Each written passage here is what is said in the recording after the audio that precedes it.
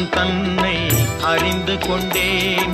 உன் முத்தான தத்துவமே புரிந்து கொண்டேன். முருகா உன் குணம் தன்னை அறிந்து கொண்டேன். உன் முத்தான தத்துவமே புரிந்து கொண்டேன்.